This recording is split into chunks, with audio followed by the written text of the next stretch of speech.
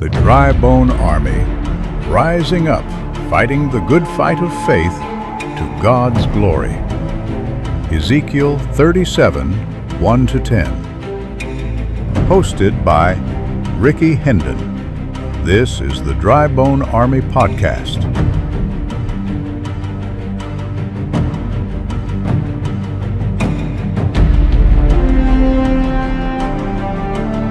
Welcome back to the Dry Bone Army Podcast. We're glad you're with us. Today's going to be a little bit different. It's going to be one segment, and it's going to be Bubba's testimony. He's going to come in here in a minute and give you his testimony. If you remember back in season 1, or if you don't, you can go back and check it out. I gave my testimony over 4 episodes. So go check that out if you haven't. I'm going to step aside here in just a minute, and he'll dive in. Don't forget to hit that subscribe button if you're on YouTube or Rumble. Click that bell notification so you'll get notified of every time we upload new content. If you're on one of our podcast listening platforms, such as Spotify or Apple Podcasts, give us a follow. We'd greatly appreciate that. Click the like button. Every interaction helps us reach out across the world even farther. Thanks for listening. Bubba's going to jump in here in just a minute. So we'll dive into Bubba's testimony.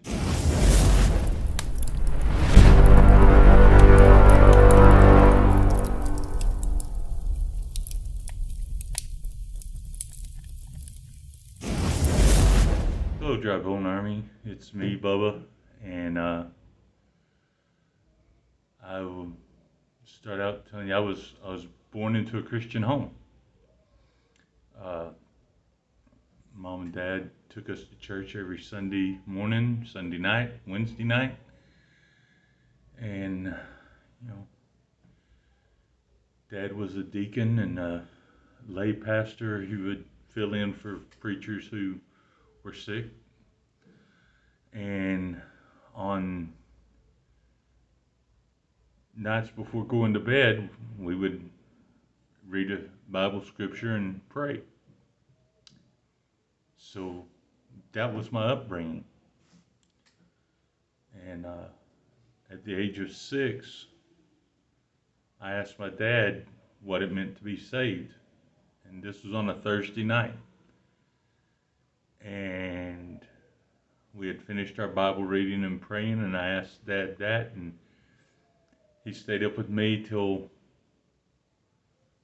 2 o'clock in the morning when he had to go to work. And that morning, I prayed the sinner's prayer and asked Jesus to come in my heart.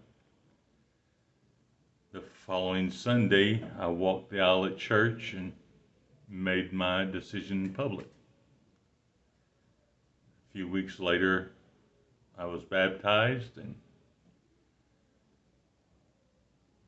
all through school, I was known as the Christian. Junior high and high school sports team always asked me to pray before the game.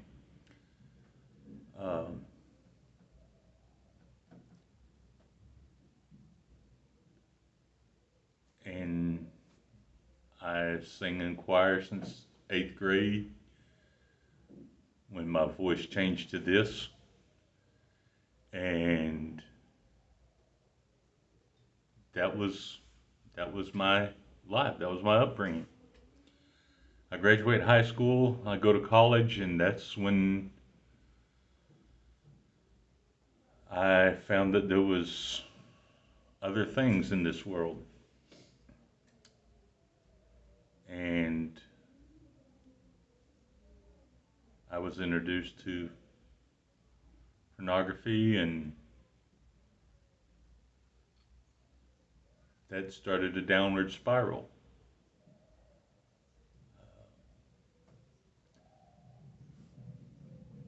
Left college, got a roommate.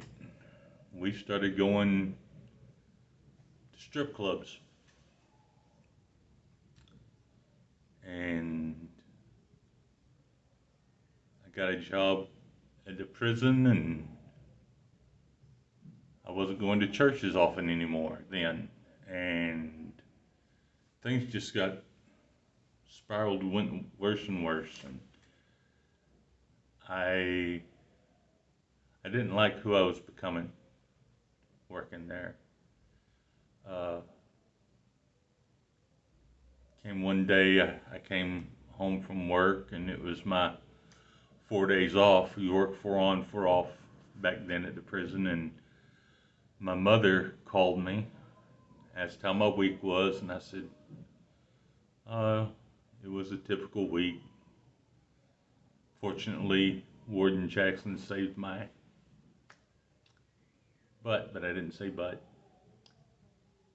And when I realized I said that to my mom, I was like, I'm so sorry. She said, don't worry about it. I know where you work. Just don't let your dad hear you say that. And kept going, and things got where I wasn't going to church. When I was off on Sundays, I was too tired. That was my excuse. Or I would say, hey, I'm doing overtime, so I can't go. Just made all kinds of excuses not to be in church. And then things happened at the prison, and I couldn't take it anymore. So I left. I quit. And in doing that, I left the apartment that I was living in, moved back home, and Dad said, that's fine, you can come back here, but you're going to go to church on Sunday with us. And I said, okay. I got back into church, kind of got back into what I thought was a good life, going to church on Sunday, but I was still, during the week, looking at things I shouldn't, doing things I shouldn't, going out with friends to places I shouldn't go. And then I started helping with the youth group at church. And took a group of kids to youth camp.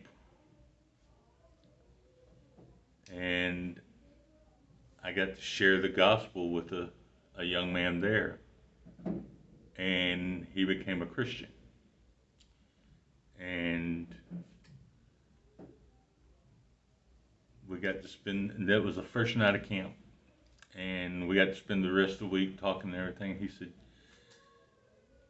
said, Rusty, are you single? I said, yeah. He says, you need to talk to my sister. She needs a guy like you in her life. So we started talking, and eventually started dating, and got engaged, got married. And the marriage lasted 51 days. She found someone else. She used me, basically. She told me this later, to get out of her parents' house. She got away, and then she ran off with who she wanted to run off with. And that crushed me. My in-laws said, hey, we're sorry. We'll pay for your divorce. So they helped me get divorced from my first wife. And for a while, I just went back to what I was doing before, going out with friends, doing things I shouldn't do. And met my second wife doing that stuff. And she ran off.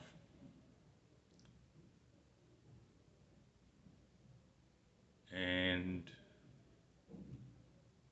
I said, it's not worth it anymore. I went back home again. And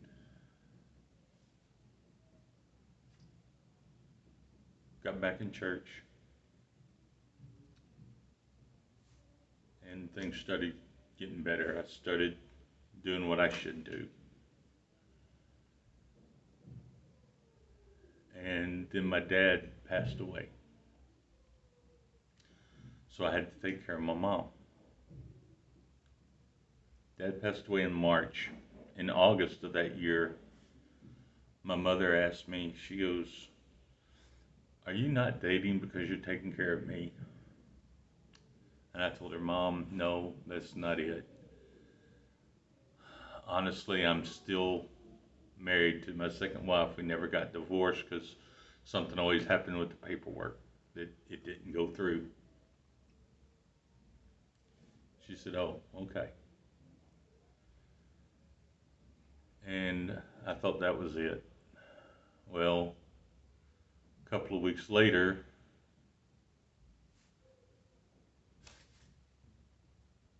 my wife messages me and says, "Why is your mom messaging me?" I thought, oh no.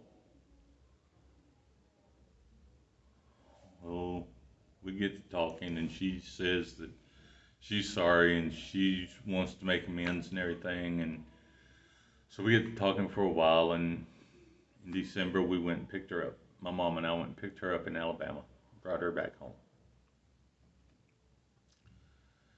At the end of December that year, my mother passed away. And my wife did a 180 on me.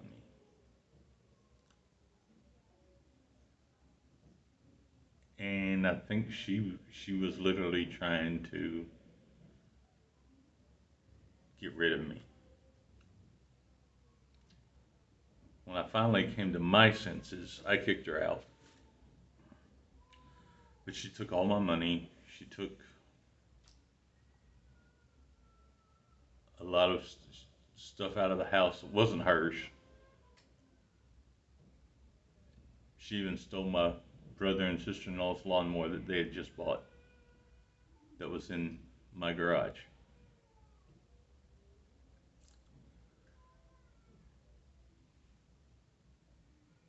I didn't have a car. I didn't have anything.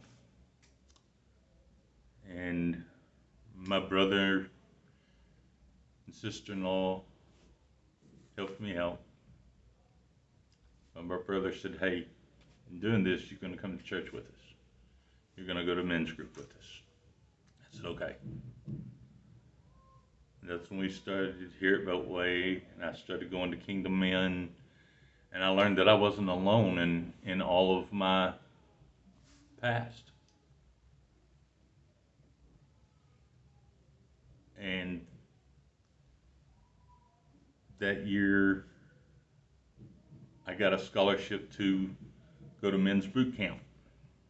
I went to men's boot camp and found out even more people were in the same spot as me. And I rededicated my life to Christ then and was baptized at boot camp. And since then, I've been trying to tell my story to others so they can see that it doesn't matter where you've been, God will take you. You don't have to fix what you've broken. God's going to take you as you are, and He will fix what's broken in you. He will make you better. And through all of this that I've been through, I looked and I got my life verse, which is Genesis 50:20. And I'm going to kind of paraphrase it here. It's that what you meant for me as evil, God used for good to bring about how it is today, the salvation of many people. The way I look at that is what I meant as evil against myself. What I did to myself, God said, hey, I'll take it, I'll fix it, and we'll use it to help other people. And that's where we are today.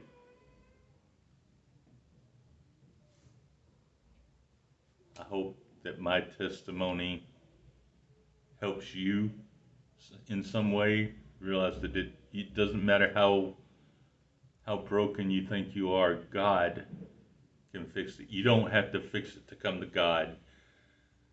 Bring it to God and He will fix it. Because that's what He did for me. Well, Bubba, we appreciate you giving your testimony to us, letting everybody know that what we are is the Dry Bone Army. God can use anyone. If He can use a pile of dry bones, a valley full of dry bones, He can use you. Like, comment, share, subscribe, do all the things. You know what to do. Send us an email. Send us a prayer request. We would love to be praying for you. Let us know where you are in the world. We'd love to hear from listeners all around the world. We've got listeners all over the place. Let us know what platform you're listening to us or watching us on. Rumble, Spotify, YouTube, Podbean, Apple Podcasts. Let us know. Ask us a question. We're going to get back into the Ask a Christian and Reddit response, but ask us a question. We'd love to answer that question on a future episode. Well, it's time to say goodbye. See you later. Love y'all. This has been the Dry Bone Army Podcast. You can email us at drybonearmyezekiel37@gmail.com. Thank you for joining.